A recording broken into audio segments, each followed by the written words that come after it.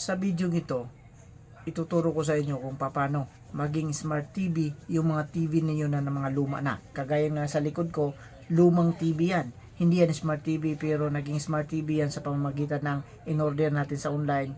Kaya gusto ba ninyo maging isang smart TV ang mga luma ninyong TV? Panoorin nyo ang video na ito.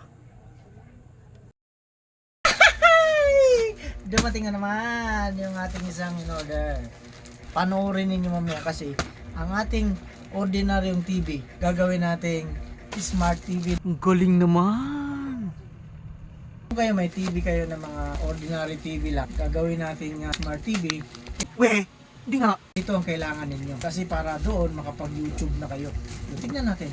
Tak! Lumabas dito. Ito na! Charan! Pakawalang kwentang TV box. Smart TV.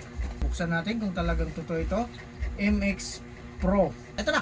Nakabalot siya para maging smart TV yung iyong TV. Sana all. Meron siyang kasamang cord. Ito siya. Meron siya remote control. May isa pang cord. Ito. USB ito. Gagawin natin yung smart TV sa pamamagitan nito. Balikan ko kay mamaya. Few moments later. Ito na. Ikakabit na natin in order sa online na Max Pro 5G 4K TV, smart TV box. Gagawin nating smart TV yung mga TV ninyo na hindi smart TV. Yung mga ordinary gawin nating smart TV. Ayos! Kagaya nito, basic na TV lang yan. Hindi yan smart TV. Sa pamamagitan nito, gagawin nating smart TV. Panoorin ninyo yung TV box, ang kanyang power source at saka yung kanyang HDMI. Na unahin ninyo ikabit ito dito sa kanyang port. Ito may port dito, HDMI. Ito yan. Sasaksak nyo lang dyan. Unahin ninyo yung TV ninyo para hindi kayo mahirapan. Tip lang ito para hindi kayo mahirapan kasi yung TV nandun sa likod. Siguraduhin ninyo yung TV ninyong ordinary, dapat mayroon siyang saksakan dito sa HDMI sa likod. HDMI. Yan yung hanapin ninyo.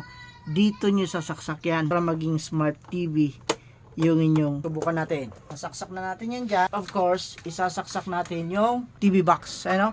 MXQ Pro 4K 5G. Internet ito ha. Sa wifi ito.